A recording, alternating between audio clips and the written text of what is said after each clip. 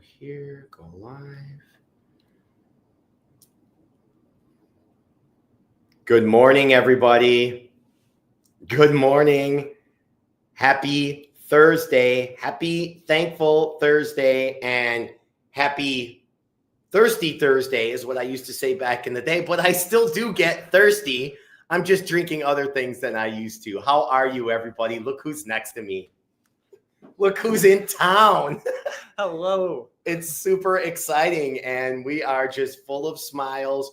We are super chill, and we have a lot to discuss today. So we're just going to hop right into it. Keep on getting on, whether you're at work, whether you're watching on YouTube or Facebook or LinkedIn or Instagram. We so appreciate you being here. We have a packed hour for you. So take out your notebooks because we're entrepreneurs. We're self-reflective.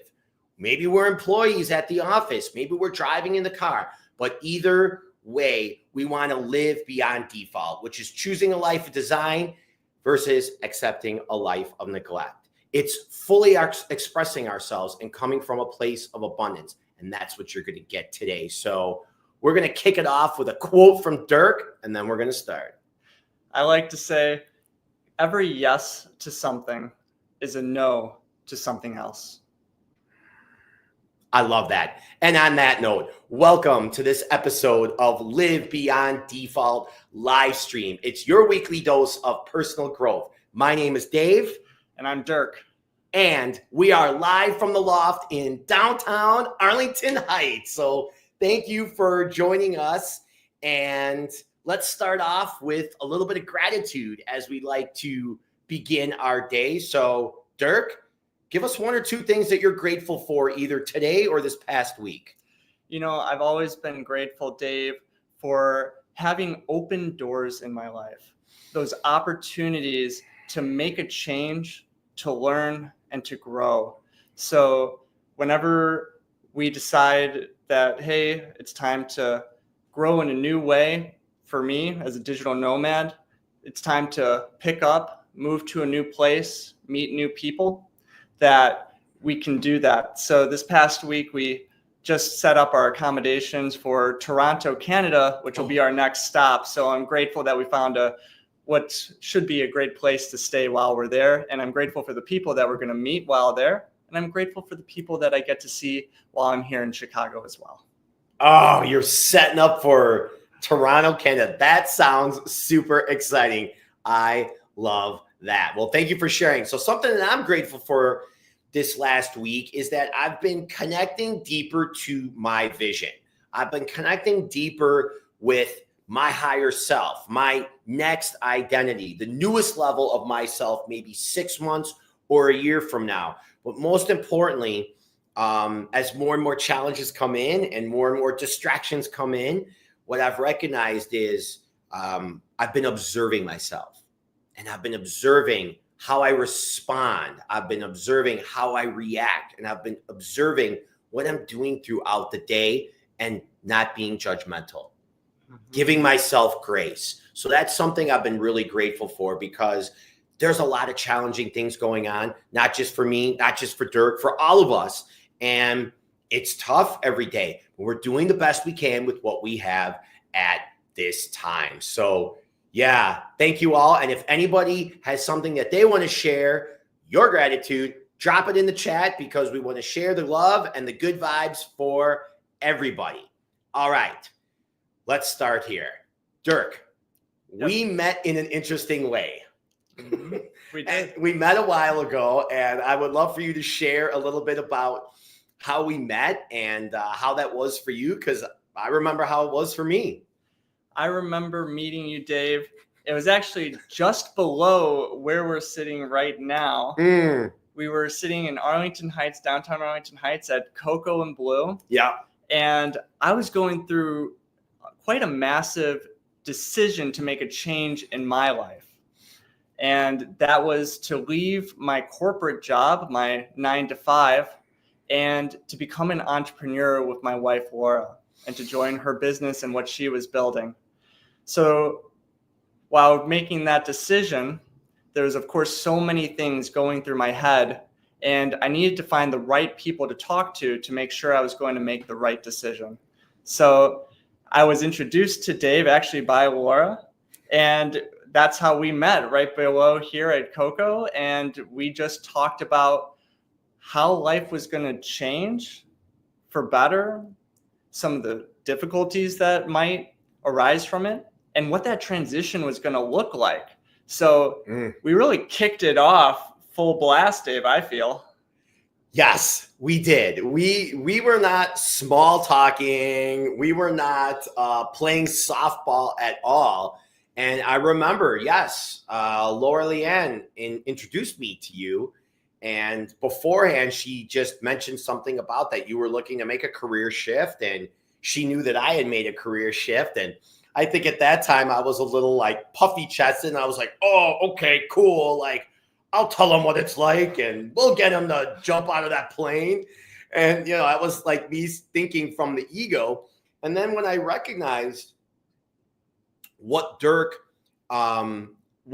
life experience was in the hospitality industry, and what he learned and what he loved about it and what he didn't, I really recognized, like, you know what? Everybody's story is different. And you never know where anybody is coming from. You never know what's going on behind the scenes. And it started opening up my mind like, hey, I had this story and this journey, and then why I left corporate, and this guy does too. And maybe he's not ready to take that leap at the moment, but there's something going on within inside. There was that fire, there was that spark, and that's what I loved about you, is you were willing to go deep, and you were willing to dive in, and you were willing to get uncomfortable and talk about and start to actually bring into your life like what it might look like if you left the corporate world. Yeah, it was a really cool moment. So I appreciated that you were just taking in the leadership and listening to what we were all talking about, and you weren't being defensive at all, but more so you were just absorbing things. And I think that you were connecting with your heart, which was good. Because I remember I think there was probably a lot of people that weren't really for what you were thinking. There definitely wasn't. But, you know, we really didn't ask permission. Laura and I didn't ask permission to make changes in our lives, including this one night now where we're digital nomads traveling all over. We felt deep in our hearts that this was how we wanted to grow, how we wanted to learn, and we didn't need anyone else's permission. Wow. So you didn't need anybody else's permission. And how hard is that when we've got parents or peers or siblings or bosses or managers, and they kind of want to keep us in a box, right? Mm-hmm. They want to have us figured out. It doesn't mean that they're bad. And again, as parents and bosses, they all have their own stories. Everybody's doing the best they can. I keep repeating that because it's so important. But it's not that they're trying to hold anybody back. They're dealing with their own lives, and they're seeing you doing this. So they're starting to question their own lives while they see you taking these leaps. So yeah, you took that leap. How long ago was it? Yes, we started the digital nomading experience back in September. So we left Chicago September 1st and hit the road and drove all the way to Dallas. Nice. Now I'm going to rewind you back though. How long ago did you make the leap out of corporate? Oh, out of corporate. Yeah. We're still on corporate. We're still on corporate. Yeah. There's been a few big changes in my life we're the past few years. We're getting there. So when did you make the leap out of corporate? What year was it? That was 2021, actually right around the same time on August. In August of 2021. Okay. Awesome. So now we're in August of 2021, which brings me to the point of your experience in 2020. Did anything happen to you in 2020 that maybe was a catalyst for you to leave corporate? How was 2020? Did you thrive? Did you just survive? Was it a terrible time for you? Explain a little bit about how 2020 affected you. 2020 was an interesting year for all of us. Yeah. And for me, I was in commercial real estate at the time and I was actually assisting with growing and building a new co-working space concept out in Chicago. So commercial real estate, 2020, those things don't necessarily go together, but it was no, they don't. But it was an interesting experience because I was actually given the opportunity to have quite a stable job at that point. Stable job. It turned out that a lot of the businesses in the office building that I was helping to manage were required, they were necessary. So we had to be there to keep those doors open. Now, there was also an interesting time though, because I wasn't just keeping the doors open. When I had joined Studio, this co-working space, there were no standard operating procedures. It was, hey, here's the fire, go figure out how to put it out. So I was doing a lot of that type of work. So there was a lot of learning throughout that time.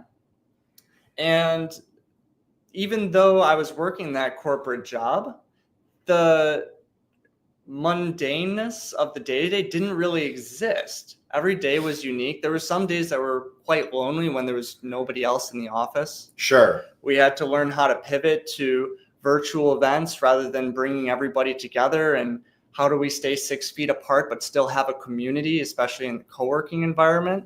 So it was really interesting to figure all of that out amidst all the restrictions that were now being placed on our lives. But I would definitely say it was such a time of growth having gone through that, and so many lessons learned that are still applicable today. Yeah.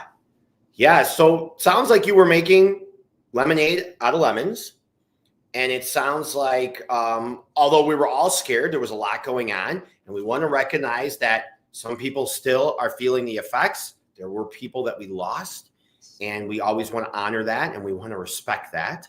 And it looks to me like you had an opportunity to really do some self-reflection and see what you were doing in the corporate world in your life, and maybe say, hey, some of the things I like, some of the things I don't like, and maybe I can take some of these things I like and pivot on my own. Precisely. That year of 2020 taught me a lot about what I really enjoyed with building this business in really strange times and pivoting with those times, with those things that were outside of our control, those events that happened in our lives, and finding out how to make the most of it. So I found that there's something in that, being in that space, that I really enjoyed, which really pivoted me towards this entrepreneurship following in the next year, as things were starting to become mundane at my corporate job, because, hey, now processes were in place and we were just starting to do the same thing day in, day out. I realized I need to go back to what I was doing in 2020, because every day was something new. A new challenge to conquer, a new problem to solve. And I learned that I thrive in that environment. Oh, I love that. The new challenge to solve. That reminds me of something. I was having a conversation with somebody yesterday, and they were talking about trying something new, and she was talking about modeling. It was really cool. It was Victoria, talking with her. Maybe she'll come on the show one day. And she was talking about how it really lit her up, and you could just see it in her face. And I said, it reminds me of this gentleman, Owen, a friend of mine, that said one time, you can live one life in 100 years, or you could live 100 lives in 10 years. What would you rather do? And what you just said there reminded me, like, in work or in your career or in what you were doing, it's like, because it wasn't so mundane, because you were finding opportunities to grow, to learn, and to level up, maybe a lot of that from being a self-starter, your career actually was like 10 careers in 1 year instead of having one career for 10 years. And I noticed the same thing in real estate, because it's so different every day, and everybody's story is so different. And it doesn't matter how I'm feeling or what my story is, because it's all about them. And it's like every single day, like, I think when I got it, it's like, no, You don't have it, Dave. It's different. It's another career today compared to yesterday. So that's awesome. Thank you for sharing that. So now 2020 was 5 years ago. Hard to believe. Isn't that funny? Like when people talk about this, Dirk, and they say, oh, that happened in 2019 or that happened in 2020. I'll first think about it. I'm like, oh, that wasn't that long ago. And then when I do a double take on it, I'm like, wait a minute. That was a while ago. It wasn't just a year or two ago. Like 2020 was 5 years ago. What have we been doing these last 5 years? So, Dirk, what have you been doing these last 5 years? We met. You had made some career changes. You pivoted. You realized what you wanted to bring out of that career. And we come to this idea of being a digital nomad.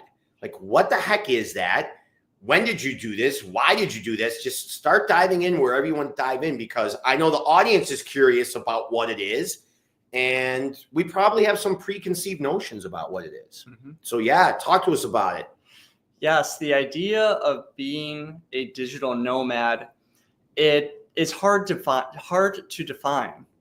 That's because everybody who becomes a digital nomad finds their own way to make it work with their lifestyle and what they're willing to give up, what they're willing to say no to in order to say yes to this type of lifestyle. So when we first were researching what digital nomad life was going to be like, of course, we followed digital nomads who had blogs and were traveling around the world working from all over the place. Yes. What we quickly realized is everybody was doing it a little bit differently. Were they working remote jobs that sustained them as an income? Were they picking up a new job every single place that they went? Oh. Different ways to do it. Mm-hmm. Did they quit their jobs with some money in the bank and then they were just spending that money to live that lifestyle, and when they ran out of money they were planning to go back to work? All different ways. There's no wrong way to do it. So we had to really think about, well, when Laura, I, and our dog Boomer, yes, we have to bring Boomer into this. He is a part of the family. He's part of the family. I love it. When we decided to become digital nomads ourselves, we had to learn what are we willing to say no to in our lives so that we can say yes to this experience. For us... Would you repeat that again? Yes. Say that line again. This is really, really important. Take out your notebooks if we're going to learn anything today, and we're barely even into the show. I think this is key. Say that again. We have to be specific about what we're going to say no to in our lives in order to say yes to a big change, like becoming a digital nomad. Remember that on a daily basis, because what you say yes to takes away from something else in your life. What you say no to could change the trajectory of where you're going. So be very, very aware of what comes up in your life and recognize that. So that's a great point. So thank you. Keep going. But you said that. I'm like, oh, yes. Yes. And it's funny because when our friends and our family think about Laura and I as people, especially before we became digital nomads, let's just say we surprised a lot of people with the decision to do so. Oh, I can't imagine. I remember when you told me, but it's not about me. Keep going. Well, we were very well known as organized people. We had our home at the time, a townhouse with 1,800 square feet of stuff in it, nicely organized, beautiful, and we loved to host events at our home. But we were settled. We were residents of Wheeling, and everybody didn't see us really changing that too much outside of the norm. Maybe we were going to get a house one day, and there's nothing wrong with that. A lot of people do, but we weren't ready for that kind of setting in our roots yet. We still thought there was a lot more that we needed to explore. Sure. So we had to say no to setting our roots, getting a home, having that property in our lives in order to say yes to being able to move and translate our location. So a big part of that, saying no to the property, not only was the home, but the stuff inside the home. We couldn't keep everything that we owned, especially furniture or a lot of the decorations. Making the decision made us be very mindful about what we could keep in our lives, but what we needed to keep in our lives versus what we wanted to keep in our lives. Love that. Love that. Yeah, you're not bringing pictures from off the wall and bringing them in your car to the next place. No, there's no room for that. That is so funny. I just want to recognize everyone for hopping on the show. Thank you, Brandon, for jumping on. We appreciate. Christian, good morning to you. John Doherty, thank you so much. Love you, brother. Laura Leanne, of course.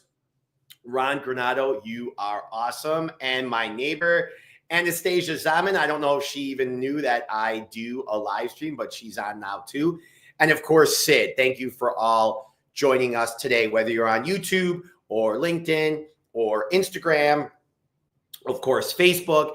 And you know you can catch the replay on Apple Podcasts and Spotify, which is my favorite. Oh, and then, of course, Bryn jumps in and says, yo. All right, so we're talking about the shift to being a digital nomad. We're talking about you have to say no to a lot of things because you can only say yes to certain things. And something that you said that was interesting about becoming this digital nomad is now you're having to pack everything up. You have 1,800 feet of stuff. You kind of like compartmentalize that, not just physically with numbers, but almost like emotionally. Mm-hmm. And we all have a lot of stuff in our space, whether we're in 800 square feet or 8,000 square feet. It seems like we have a lot of stuff. I recently at Elderworks in Palatine just did a presentation, and it was about decluttering. It was about embracing the memories and letting go of the mess in people's homes. So how do you go about that process? Mm-hmm. How do you begin this? So you decide you're going to be a digital nomad. Yes. You see how people are doing this. How does that process look up until the time you actually give the key back, hop in your car, and take off? What does it look like? Yes, that's a great question. So for Laura and I, as many of you know, we're pretty well organized and we love to plan things. So the process here was really key. Now, both of us grew up with fathers who were in the finance field and taught us money management from an early age. So that became a very key aspect to how we were going to make sure this lifestyle change was going to be sustainable for us and that we'd be able to do so effectively. So budgeting became one of our first concerns. I love that. Mm-hmm. Budgeting. Yes. Whether you're a digital nomad or not, budgeting. I'm all about it. Keep going. Yes. So it was really interesting working out, well, how are we going to budget for being digital nomads? And of course, we looked at how other digital nomads did that. But of course, our version of digital nomading, a little bit different. So we had to figure out, well, what was our budget going to look like? Okay. We knew that we weren't going to keep roots in Wheeling, Illinois. So we're like, okay, well, we can translate the budget that we had for rent and for utilities and for upkeep in general into that accommodations budget for being a digital nomad. Okay. And then we had to determine, well, what kind of accommodations are we going to be comfortable with? Are we going to do van life? Do we need to buy a fixer-upper van and learn carpentry skills to fully remodel it? Well, I'm not a carpenter. Me either. So we didn't do that. So I love it. So we determined, okay, well, then we can buy an RV or we can maybe try Airbnbs. So we looked at the budget between the two and how that was going to pan out and realized they're a lot closer than we thought they were going to be, Dave. What do you mean closer? In cost each month. and what it was going to look like in the books if we paid upfront for an RV and, spread out that cost over the amount of time we were considering to live this life. Okay. Because that's in a sense like your home. Correct. Okay. Versus an Airbnb. Yes. Yeah. But you have to park an RV somewhere. Yes. Right. You have to run the utilities. Mm-hmm. There's a lot of maintenance. Yes, there is. And sleeping in an RV. Not exactly something that Laura and I are used to. I don't want to sleep in an RV for an extended period of time, but that's just me. Fun for a camping trip, maybe not as a lifestyle for everybody. Some people love it, and that's awesome. Great. So ultimately, we decided that especially because our goal was to learn about living in new cities and new environments, right, that we were going to go the Airbnb route. It worked for the budget that we had. Okay. And it also aligned with our goal of integrating into local communities to really feel like what it would be like to live with the locals and to become one. I love that. It's almost like you're going to a different town and you're assimilating with the locals, learning the dialect, learning where people go, learning about the values, having conversations with people, whether it be for 2 weeks or 2 months. You're assimilating into a culture when you do that. Wow. It sounds fascinating. It sounds exciting. It has been. Yes. Okay. So you decided to go the Airbnb route. We did. How have they been so far? What towns have you gone through so far? Yeah. So we move about every month. Okay. So we've been, as I mentioned earlier, first place was Dallas. We then transitioned from Dallas to Austin. Now, that was Texas. We called that month 1. That was September for us. Okay. From there, we were like, well, where do we go next? Turns out right next door, New Mexico was having their hot air balloon fiesta. And that was a once in a lifetime. You should not miss this event. So I love it. I remember your posts about that. Yes. Okay. So you start in Texas, then you head over to New Mexico. Mm-hmm. Keep going. From New Mexico, where we stayed in Santa Fe specifically, we then had a family wedding the next month in Phoenix, Arizona. Well, that's just the next state over. Perfect. Family is very important for Laura and I. So we made the trip the next month, November, and we stayed in Phoenix so that we could see the family for the wedding and then just throughout our stay as well. Wow. Yes. So after those 3 states, where did you head next? From Phoenix, believe it or not, we drove completely across the southern United States, all the way to Southwest Florida. So you went all the way back east then? Yes. To Southwest Florida. Okay. So is that like Miami? So Miami's on the east side. We stayed in the Fort Myers, Naples area. Got it. Because we have family in the area. And like I mentioned, even though we didn't ask anyone for permission, that doesn't mean we don't love our family. So since we're now talking about December and January, we're now talking about the holidays. Okay. And we wanted to see our family for the holidays. There's been so much change to the past year. It's always nice to regroup with those we love. So we made a point, even though we'd have to drive 30 plus hours across the southern United States to get over to Southwest Florida, where we celebrated Christmas, the New Year, and then my birthday in January with our family for those couple months. It's great timing. As John says, it's a good place for the winter. Perfect place. And wow, the climate is a major part of our decision making for where we go next, which is why we're in Chicago right now in the summertime. Right. Versus the winter. Of course. So then from Florida, where do you go? From Florida, we then went back very quickly. We were in and out like ghosts, came to Chicago because we needed something special for our next location. We stopped by our storage units, we grabbed our snowboards, and then we headed out to Colorado, where we stayed in a cabin in the woods near the ski slopes. That sounds like a dream. I think a lot of people are asking or saying to themselves, I can never do this. I can never do this.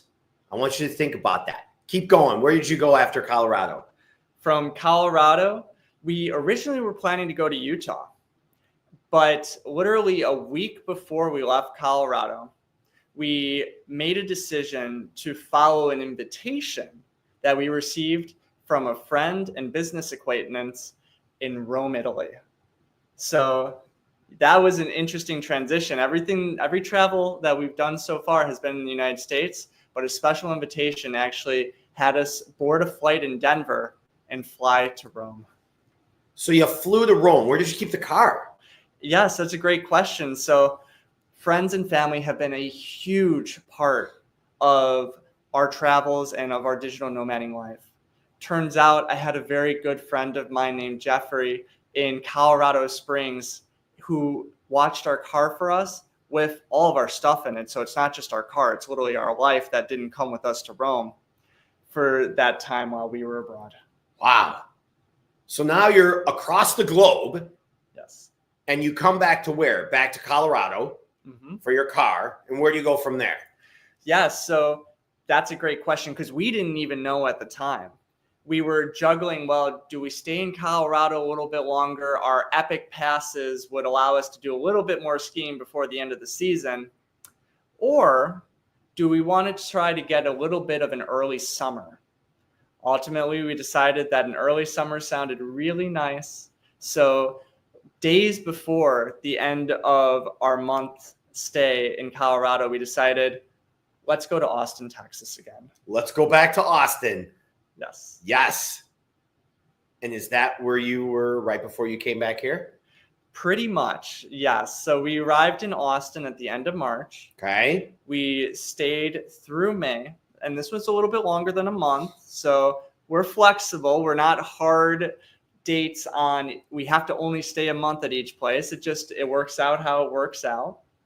And we left Austin early May and came up through Indiana because, again, family, we had to celebrate my sister-in-law's graduation for her doctorate in physical therapy from Southern Indiana, from Evansville University. And from there, well, we were just a state away, so why not pop back into Chicago to see some good friends and some family. Friends and family. We're always here. Now that's a pretty good tour for what, 6 months? Wow, I think it feels like 6 months. But since we started back in September, I was just doing the math, and we're just transitioning into our 10th month now. Oh, 10th month. Almost a full year. That's longer than 6 months. Dirk, we're all looking at you going, it's impossible. I can't do this. How am I going to work? Oh, he's checking out. They're checking out. They're leaving things because they can't take what's going on. Talk about the naysayers. But most importantly, it's not about victim or villainizing anybody. It's how do you deal with these challenges, right?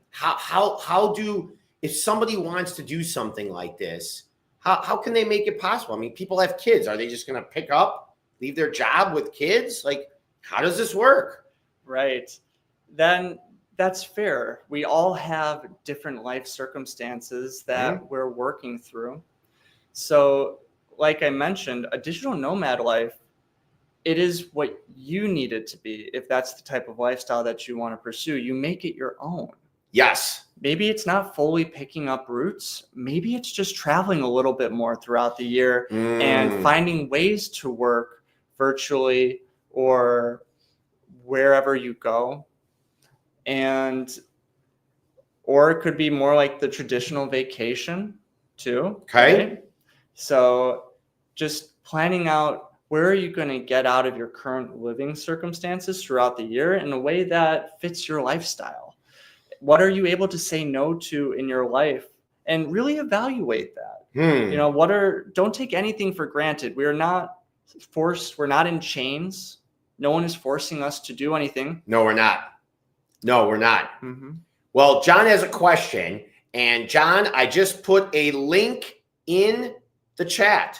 So if you want to jump on live with us and ask this question, click that link, brother, and get on in. Yeah, I think there's a lot of naysayers. How do you do this? Why did you do this? This is really impossible to do. All right, let's let John in here. Hey, John. Hey, guys. Hey, John. How are you, brother? All right. I'm enjoying the show. This is awesome. Thank you. Awesome, man. Thanks for jumping on. And yeah, we can hear you over here. I think everybody else can hear you too. So yeah, ask your question and let's do it. So I was wondering if your business has seen an increase in growth due to the fact that you're meeting so many more and different people in different parts of the country and world. And maybe I was thinking because of like the word settled, you were settled, stuck in my head that now that you have this growth in terms of travel mindset, has it impacted the business in a positive way? Thank you, John. That is a great question. I love it. I love it. You're listening. Thanks, brother. Go on. Yes. So yes, Laura and I, for our digital nomading lifestyle, are running our businesses virtually. So we are able to meet with our clients throughout our travels. And that's actually another main point that guides us to our new destinations. It's what brought us to Dallas. It's, it brought us to, in addition to seeing family, I had a client in Southwest Florida as well. So I got to see them. That's why I'm going up to Toronto, is to meet with a client as well. Has the business grown? I would say so, but actually in unexpected ways. Because we have been living virtually and nomadically, digital nomad, we have been doing a lot of networking virtually as well, so that we can maintain some of the same groups, some of the same people in our lives. Sure. While we meet new people in the locations that we go. So what this opens the doors to is I am meeting awesome people, finding new clients in places that I'm not even traveling to. I was in Florida when I joined my client in Toronto. And I think that was really interesting to learn. By pursuing more virtual connections and growing my network in that way, I was able to grow the business. Yeah. And then what the nomading allowed me to do was say, well, I'm going to go and visit that person. And they love that. Like when you start working with someone virtually around the world, most of the time you expect you'll never meet them in person. But right. I'm trying to break that mindset and say, you know what, relationships are so important. And in-person relationships are some of the best ways to, get to really know and understand one another.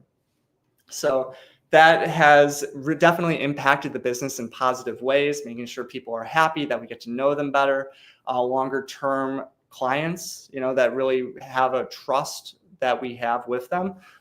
This has impacted me in the same way that has impacted Laura, my wife, who's been pursuing the exact same virtual networking, and then also then meeting those people when we arrive in their town or city. Great. Thanks. I love that. Thanks, John. Thank you for that question. John. Appreciate you. Dude, how sick is that somebody can ask a question and they can hop on live with us? That's amazing. Right? It's like no matter where you are, speaking about being digital nomads, no matter where you are in the world, we can have someone just hop in live and have a conversation with us. Live beyond default live stream. That's what's fun about being live. Love that. Heather has a great comment here. She said, I just heard this term digital nomad last year, and this world allows for such lifestyles. Nothing is impossible if you put the effort in. Yes, I think that is a good point. Nothing's impossible if you put the effort in. And also, let's remember that we all have circumstances. Right. We're not going to just push things aside. We're not like doing things just to say like, F you to the man. Like that's not what we're all about here. It's more, I like to think of it as opposed to running away from something bad, we're being pulled by a greater vision. Yes. We're attracted to like our next level, wherever that may be in our lives. So think of where we can all apply being a digital nomad in our lives. And that doesn't mean that we have to get rid of all our stuff tomorrow and leave. And I'm saying, where can you apply the mindset of being a digital nomad? Maybe not holding on to so much stuff. Maybe being open to new relationships and new careers. Maybe being open to focusing on your family a little bit more versus outside distractions, because it's Dirk, Laura, and Boomer. That's it. They're just cruising around the country. And at the same time, they have to pay bills. They're not like freeloading hippies sleeping on people's couches. Like, they're getting things done. They're growing their businesses, and they're growing it across the world, which for some of us, Gen X here, right? Even though y'all know that I identify as a millennial, okay? Me, Mr. Gen X, back in the day, it was really just brick and mortar. There wasn't such a thing as being able to do an online business or to be virtual or to work your job from another state. It just didn't really happen back then. So we have so many opportunities right now. And that's why I love not only that you're on here talking, but that you're back in town, because I love hearing these stories. And I didn't even know what your whole tour of the country was. Mm-hmm. So that was a whole new story too. I didn't know where you went or why you were at any of these places. Michelle says, it's been a bit since I could tune in, Dave. Glad to be listening to this goal this morning. Oh, Michelle and Cody, they're great. She is an amazing woman. I love how she pushes herself. I love how she's focusing on her family now. And oh my gosh, there's so much to say about you. Let's do lunch soon, okay? Or barbecue at your place. I can't wait to see the family. Thanks for tuning in, Michelle. Yeah, absolutely love you. Well, something that that made me think about this too, that I wanted to ask you is, so you've toured the country. You've been out of the country. You've been to Toronto. You've been to Italy. Not Toronto yet. We'll be in Toronto soon. You'll be in Toronto soon. Okay. So out of the tour so far, name one person that really stood out that you've met.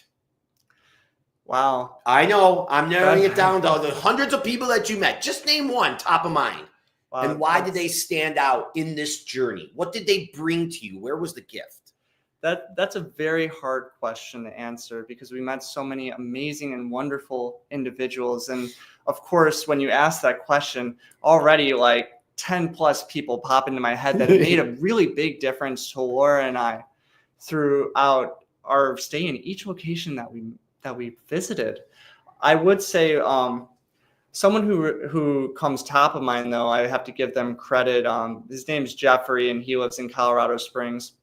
Not only did Jeffrey watch our car when we were in Italy, I had never met him in person before. Okay. We had only met virtually, and immediately meeting virtually, I mean, he opened up his knowledge, his experience, and his life to me. And that was a blessing in itself. But when we finally got to meet in person, I mean, amazing person in person as well, took care of our car with our entire life in it, right. Made sure nothing happened to it. And then even went out of his way when we returned from Italy to host us a night in his home. And this is someone you never met before. Never met in person. And that was just so amazing for Laura and I. As we were coming home from Italy, we didn't have like the next destination set up. We were planning to get a hotel, and we would have been okay. But it meant so much to us when he opened his door and his home, his family, his wife, and his son, to allowing us to stay with him. And I asked, well, why? We never really met each other in person. There's so many unknowns still at this point. He said, because, Dirk, I know you would do the same for me if me and my family ever needed it. I love that. That meant so much to me. I love that. And that's because of the energy that you all are putting out. You're good people. You're not looking to take anything from anybody. You're just looking to bring value, to share love, to do some great gifts, to bring your gifts to the world and encourage and help people's businesses like you've done with Adam and you've done with other people around here and across the world. Like it really, that's the type of people that you draw in. Thank you, Dave. Yeah. That's what I try to give, right? It's the Go-Giver Mentality, a great book that was recommended to me from awesome networking group, The Village. Yes. And Raghu and Jason. And Raghu and Jason. I love those guys. Yes. Speaking of books, grab those books and hold them up. Grab those books. Yeah. Let's hold them up to the screen and show some people some of these books that we've been talking about here. Take a look at these. All right. Love People, Use Things. That's by The Minimalists. Love them. This is a fantastic quote to live your life by. They have an excellent podcast as well. This is one of the quotes that Laura and I live our lives by. Awesome. And then the other one is Essentialism by Breg McKeown.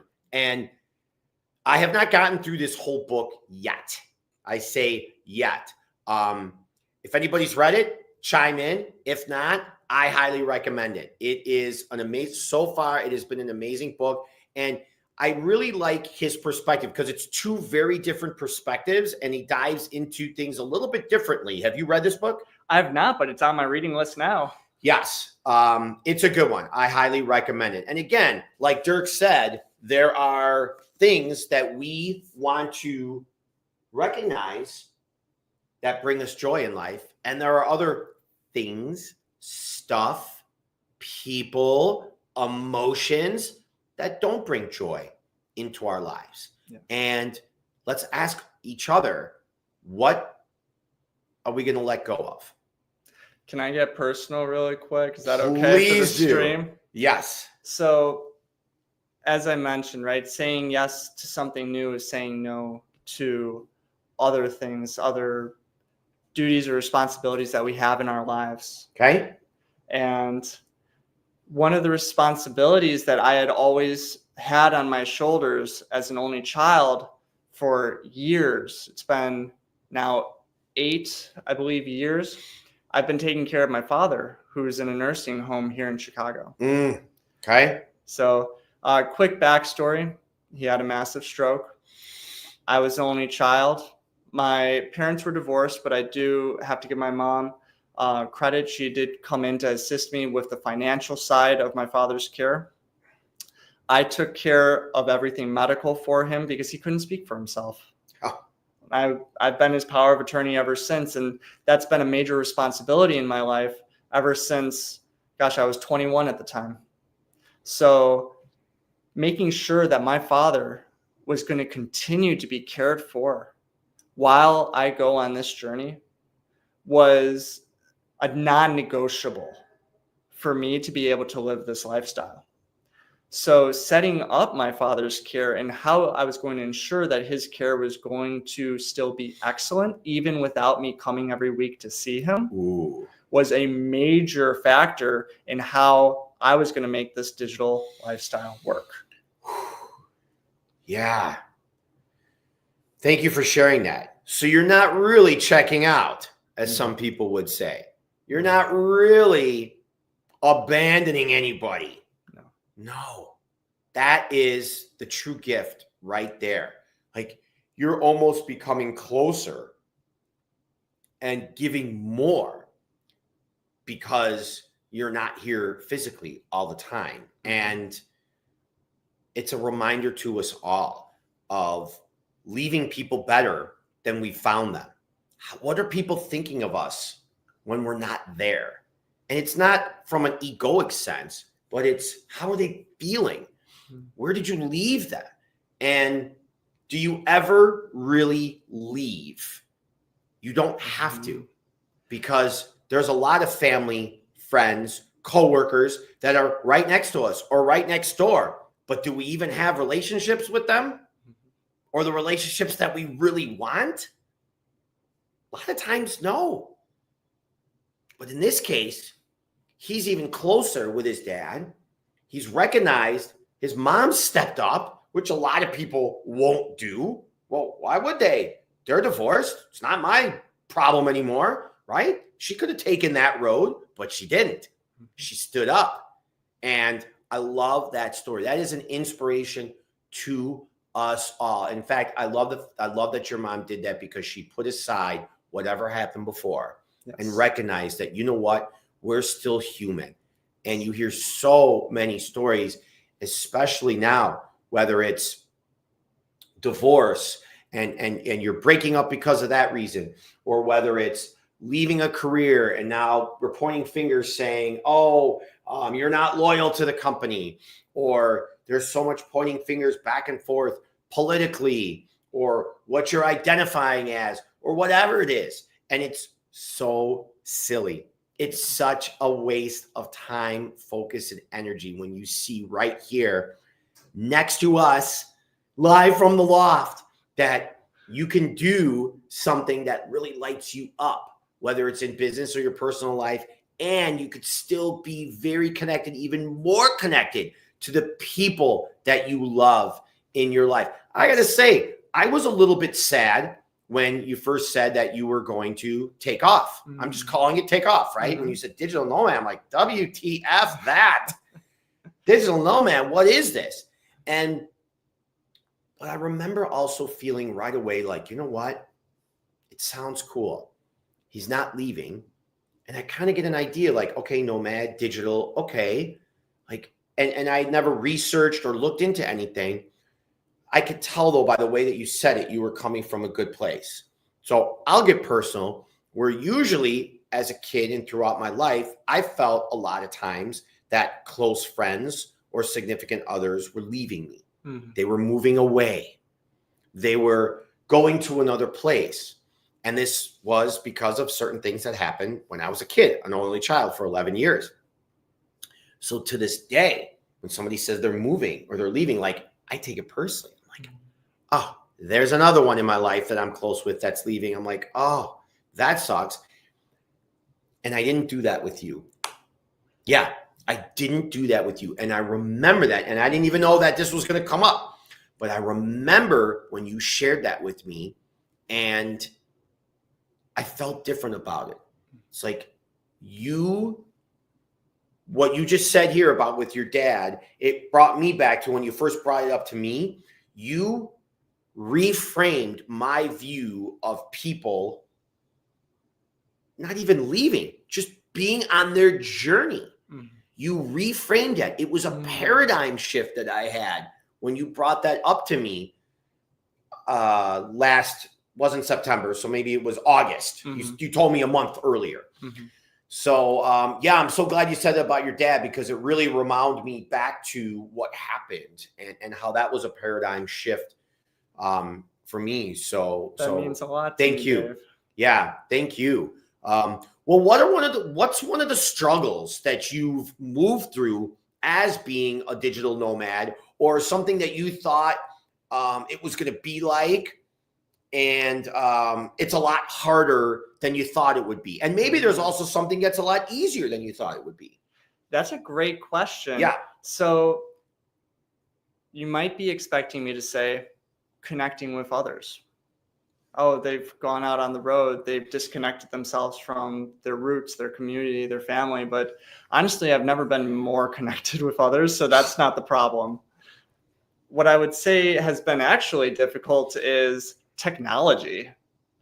I am so glad that I brought 2 of everything, especially 2 laptops. And Laura knows this very well by many of our frequent technology stops to Best Buy or whatnot, that if I didn't have 2 computers, there would have been times that I was offline, and that was not going to be okay for my business and for me taking care of my clients.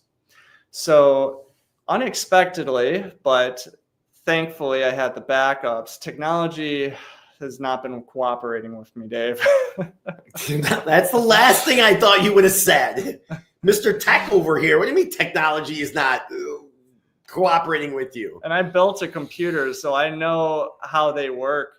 But there's just so many little things that come up, especially when you're constantly on the move. Things get jostled, a bag gets dropped by accident.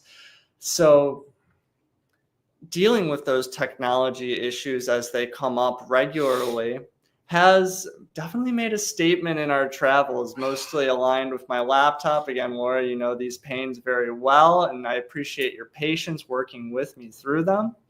I know she's saying in her head, you should have just gotten an Apple computer, but I would have said the same thing, Laura. Yes. Laura, I would have said the same thing. Oh, I love that. Mm-hmm. Well, on that, so technology has been a challenge. How do you connect to Wi-Fi? Great question. So every time we move to a new location, Laura and I have our own set of standard operating procedures.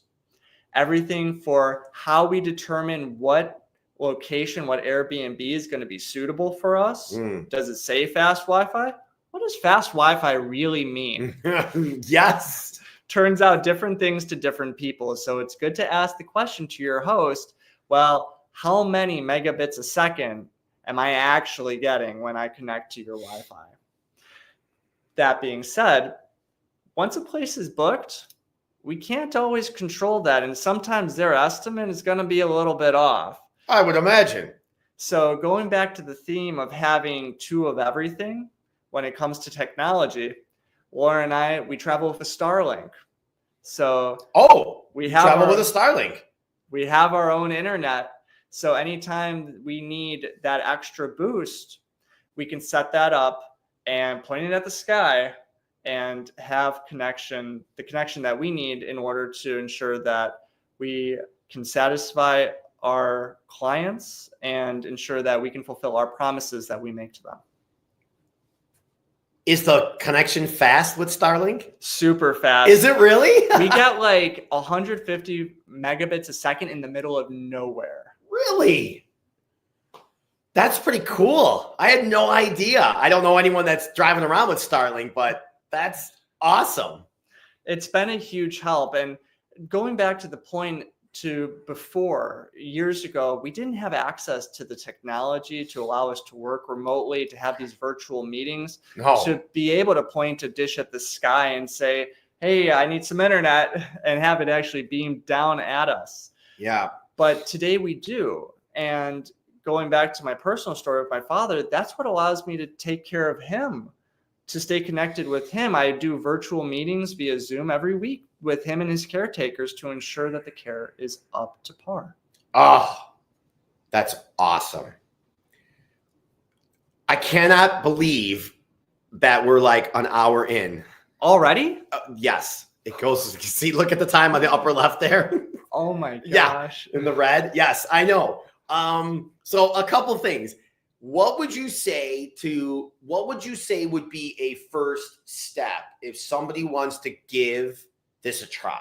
Mm-hmm. What would you say is the first step for them to do, whether it's emotionally or physically?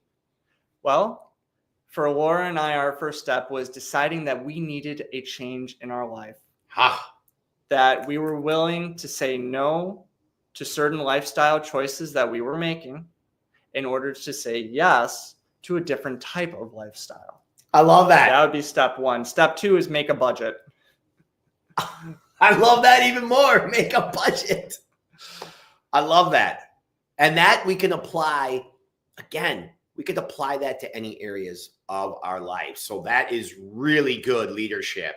And that's what I love about this. It brings out this show brings out the leader in all of us, whether we're sitting here on the blue chairs live from the loft or you're listening. We're bringing out that inner leader, right? We're challenging us all to live beyond default and self-reflect and go beyond, because we know we could be a little bit better every single day. And speaking of that, what does it mean to you to live beyond default? To live beyond default is to recognize the open doors in my life and that I have the power to say yes to walking through those doors and saying no and leaving certain things behind. I love that. I love that, dude. That is great. You know, I just started asking that question recently to people, and the answers that I'm getting are not pre-recorded, obviously, because I'm not asking them earlier, but I just love that. And that is a great takeaway again. Is there any last minute words you want to say to everybody? I am so thankful that I can continue my connection with Dave, with you, while we travel and are on the road. It's been a huge game changer to allow Laura and I to feel that we're still part of this amazing community, to amazing people, even though there's now a bit more geographic space between us. Connect with Dirk Vander. You see his name below. Connect with Laura Leanne. We're all on the World Wide Web. I hear it's going to be something big one day. Check them out. You could see their journey. You could witness what they're doing. And of course, if you're in Illinois and in the Arlington Heights area, you know that they'll probably going to be at Cocoa and Blue once in a while. So check them out there, of course. You have until June 27th, which is the day we'll be heading out. I love that. So you have until June 27th. The clock is ticking. And thank you for watching, listening, and being a part of Live Beyond Default Livestream episode number 86. We are so glad that you invested this time with us. Definitely share, definitely like, send us some comments or some feedback. Maybe you didn't like something that we talked about. We could do something better. Share it, because we are growth minded and we know that feedback is the breakfast of champions. Enjoy your weekends. Make it a great day. And until next time, be kind to yourselves and be kind to others. Thank you.